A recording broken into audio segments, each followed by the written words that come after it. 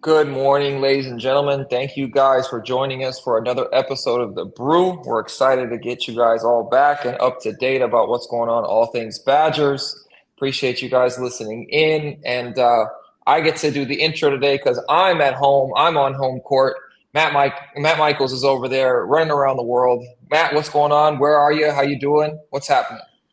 I'm in beautiful California. Well, beautiful San Diego, as you guys can see the view right here. Life is good. The trip's Oh, going to be coming to an end shortly, but life has been good. Been enjoying it. I'm at a work conference. Been learning a lot. A lot of numbers is being thrown at me. Learning about AI and then not necessarily too applicable to what I do for a living, but learning about like stablecoin, Bitcoin. That's above my station. I'm trying to lock in when they talk about it. I'm really trying to learn, and it's still quite a bit over my head. But it's been good. Life is good, and a topic I talked to Mike before we started recording, and this is kind of a hot take I have. But one, I'm not a soda guy at all. I don't like soda. For me, my mindset is if I'm gonna have a drink with that much sugar in it, just give me a chocolate shake, okay? Like if I want to maximize my taste appreciation. I can get that. And I feel like Coke for the reward or the negative health benefit it has, it doesn't taste good enough. And it amazes me when I go to all these conferences, I see all these business people cracking open two or three cans of soda before it's 9 a.m. I saw a guy double fisting soda. It's early in the morning and he Not the is double fist. Bro, he's Oh double fisting, no. and it's crazy. Like sometimes I can lock in on like a certain. I catch someone early in the morning with the soda, and I kind of just watch like how many sodas does this man or woman consume throughout the day, and it's a lot. It's a lot, and I know we probably have soda drinkers here watching the video. I'm not saying I don't trust you. I'll just say I don't trust avid soda drinkers because my mindset is if they don't care about their health and they're pounding sodas throughout the day, starting early in the morning, why would they care about you? All right. And why would I want to make a business deal with someone who is addicted to soda? So that is kind of my hot take to start the morning. For all the soda drinkers who are watching this video, I love you. I really do. But if you're having like four or five throughout a conference, it's not good. No bueno. Hey, I'm gonna rebuttal this just slightly, just slightly. First of Go all, ahead. you're coming with the Ricky Bobby with all due respect, and then saying something just heinously evil afterwards. That's what you got going on right now. I'm just letting you know that that's what that whole rant was about. Like I like you, but just so you know, you also not so much. But for me, I understand where you're coming from. Obviously, we drink some coffee here on the brew. We enjoy a good cup of Joe. I do every day. I'm an avid coffee drinker. I wasn't before when I was much younger, but now I'm seasoned. I'm enjoying that. My taste buds have grown up. But in terms of soda, like I'm a big time and place guy. Like you talk about, you want a chocolate shake, which is a great alternative. Like don't get me wrong, chocolate shakes are elite, but Yes. man, like I was recently home with my family over the holidays, and my brother had A&W root beer in the basement, and I haven't had one in ages.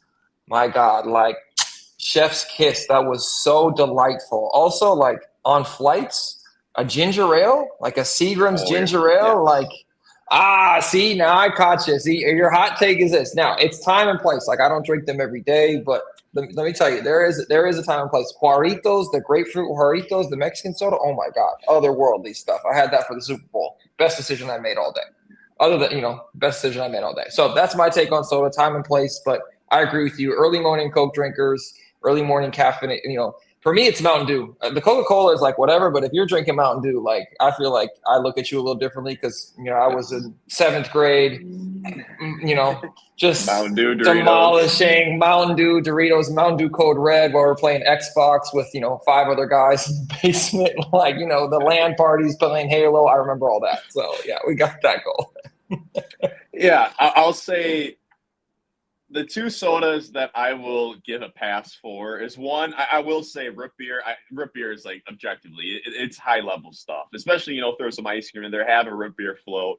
That's really really good stuff. So it's like that one's super sugary, but it's like to me, and I guess everyone's got a different palate, but root beer is on such another level than Coke. Like I would respect if someone just pulled out at 8 a.m. root beer. I would respect that, but I think it's the Yeah, Coke you and the trust Mountain them? Dew. Yeah, it's the Coke and the Mountain Dew that I really frown upon. And the other one, ginger ale. That's my favorite soda. And Yep. yes, that's funny you say that about the planes. Every single plane ride, I do have. When they ask Same. what drink do you want, I'm having ginger ale with my Give little me the can. Give me the with can. like one of those little Southwest has like those little pretzel things and those little Remy grams. Like yes, like that with the ginger ale. That sounds wonderful. So yeah, but Mike, we got a limited time thing. I would love to talk about soda and roast all the soda drinkers out there. But we Oh, probably should get into the game a little bit, Mike. might have Uh, to. yeah, let's get this thing started. All right. So obviously Purdue's coming up. We got them today. They're in Mackey Arena, one of the tougher places to play in all of the Big Ten, an absolutely nuts arena. I've talked about it before a little bit, but the arena, what makes this arena and this place so difficult to play in is where the fans are located. Also, it's in West Lafayette, Indiana. There's nothing to do out there except for love basketball, and their football team is just no bueno. So they got the basketball team. The arena itself, they have their fans about 8 to 10 feet above the court, and it feels like they're hovering over the basket and they're hovering on top of you, and it just makes it extra extra loud in there. And they do have a very rabid and great fan base. I will tell them that Purdue fan base is one of the better ones in the Big Ten for sure. And but the thing is Purdue's been struggling a little bit at home here. They've lost to Michigan, they lost to Michigan State, they lost to Ohio State, all at home. So they're on a little bit of a snide here. It seems like they haven't quite found the rhythm that they had earlier in the season. For me, looking at this game today, I'm really excited to see a couple of the matchups. I want to see how Nick Boyd responds to Braden Smith and how Blackwell responds to Fletcher Lawyer. Because last game when they came to the Kohl Center, Braden Smith was He's elite. cooking. You went to that game. Yeah, you were at that game. It was really high level stuff. He ran the point guard position at a level of All-American, clearly one of the Mm-hmm. best point guards in the country. And you showed that last game. And I'm really curious to see how Nick Boyd responds to that, because this is a matchup of two really, really elite point guards. And I'm really, really excited to see that. Matt, what's something you're looking forward to in this game, and what are your thoughts on what's going on with that?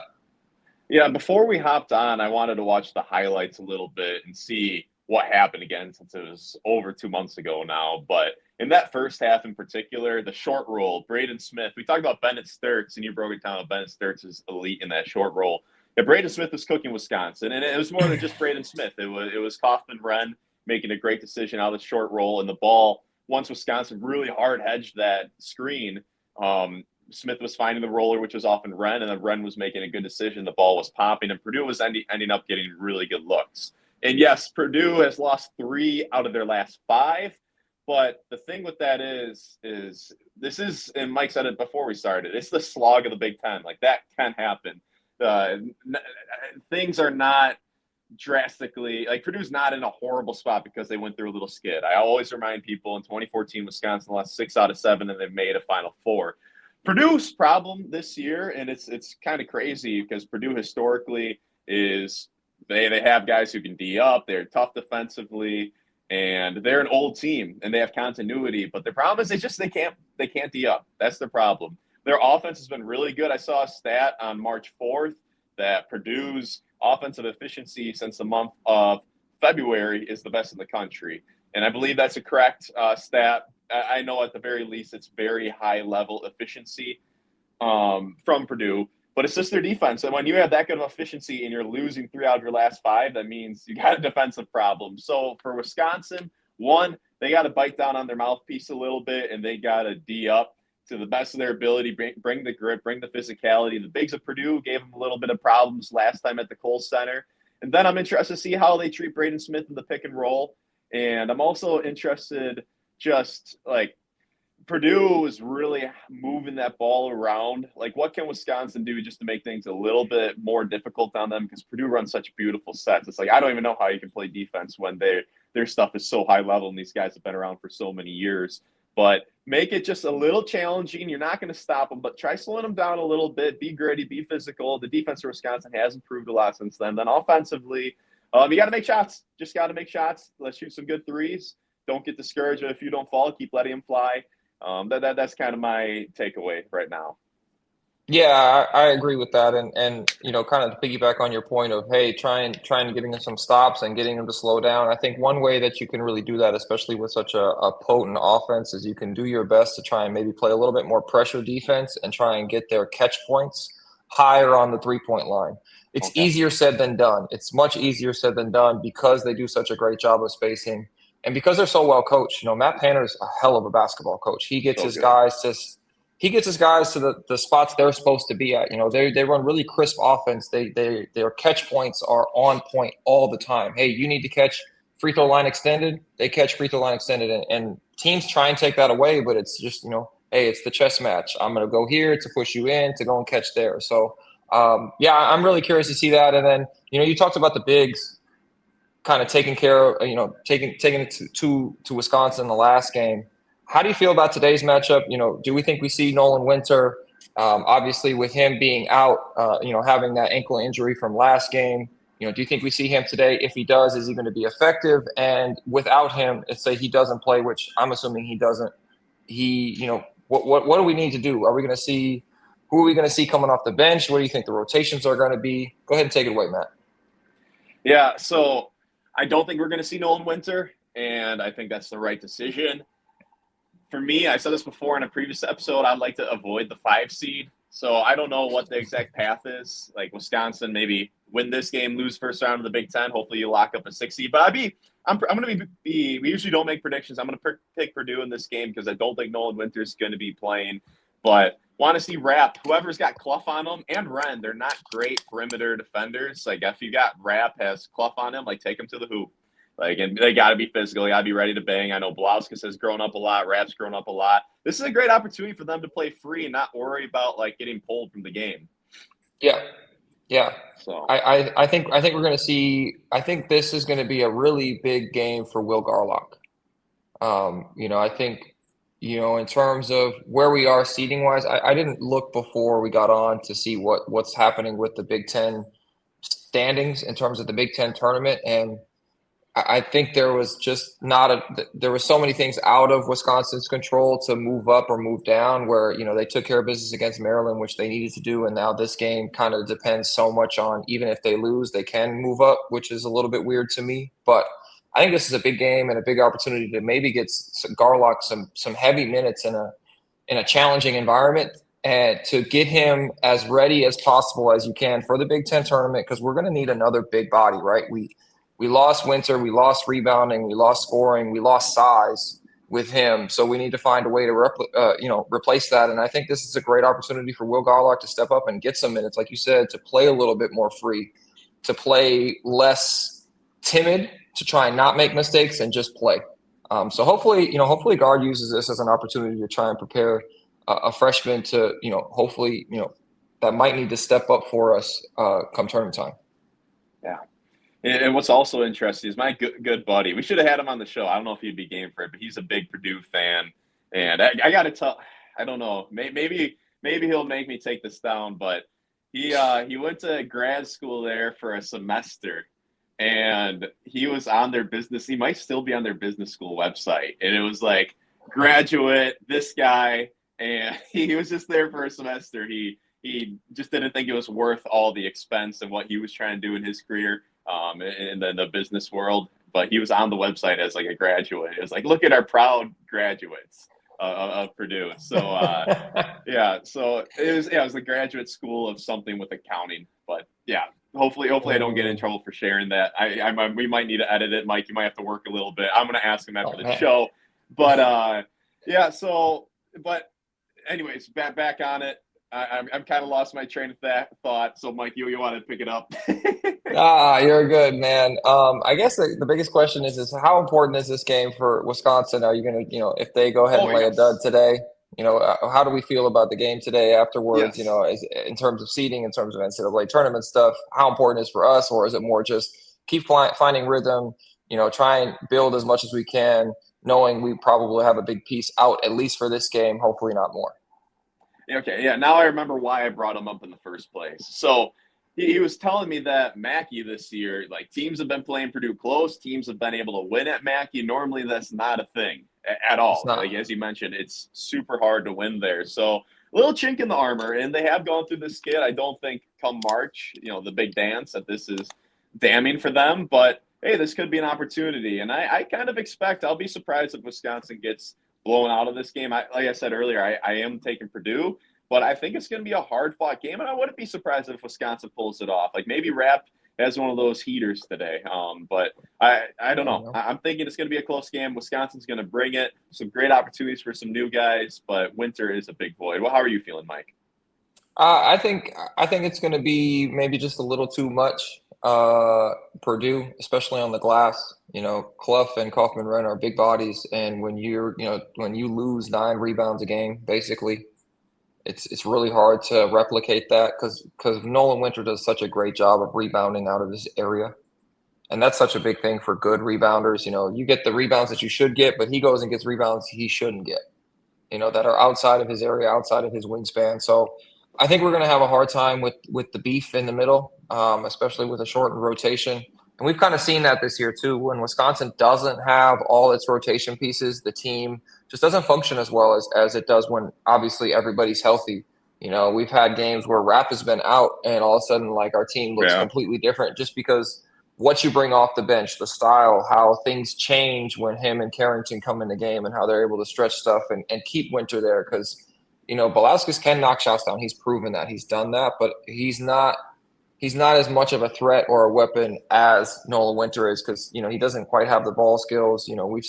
We've really seen Winter really put it on these last month and a half of putting the ball on the deck, finishing around the rim, being really crafty. So I think it's just going to be a little bit too much size. Also, it's senior night there for a group that's won a bunch. So I think they're going to come out and really try and defend their home court, give Wisconsin their best effort. I think Wisconsin keeps it close.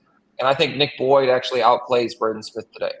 I have a feeling that Nick Boyd is going to show up, and I think Blackwell is going to show up and outplay Lawyer. But I think the bigs are going to be the ultimate determining factor in the backboard, especially. Okay. Yeah, I think this is a solid stopping point. I just the one other thing is we talked about this before, but I'm convinced John Blackwell is a little banged up. He seems a little off balance, off kilter. He's falling down more. When you feed him the ball in the post, it looks like he's ready to fall down. I don't know. Do you have any further thoughts on what you think's going on there before we close? No, I think Blackwell, like I've said, I've been saying this for a couple of weeks now. People are like, "Oh, he's inconsistent. He looks disinterested." For me, he just looks like he is dinged up. Like he's just not healthy because he's not making guys. I mean, if you really remember earlier in the year, like he was hitting people with his shoulder and they were bouncing off of him, and then he was getting all the space he wanted to get into his mid-range pull-up and that little step back and that little transition fadeaway that he has that he's really worked really hard on. And he's still hitting guys, and it's not that he's not barreling his shoulder and knocking guys back, but the balance after that, he just doesn't have that right now. And that for me, looking at that, knowing being a player, guy who's still playing, I noticed that for me. I've had an injury in the last couple of weeks of me just not being able to be on balance, and that's so important when you play the way Blackwell does. He plays so physical. And that balance piece really gives him that advantage on the defense, and he just hasn't been able to get there. And so hopefully, stays healthy today, able to get a little bit of his legs underneath him because they do get a little bit of a break before they go into the Big Ten tournament. So stay healthy, do what you got to do the best we can to get this win if we can, and keep it moving. All right, good stuff. Yeah, and I think that's a good ending point. Thank you very much, everybody, for tuning on in. We'll be back again hopefully very soon. But you guys have a wonderful, wonderful Saturday on Wisconsin. And subscribe to my channel, subscribe to mine, and find us on the other socials. We'll see you next time.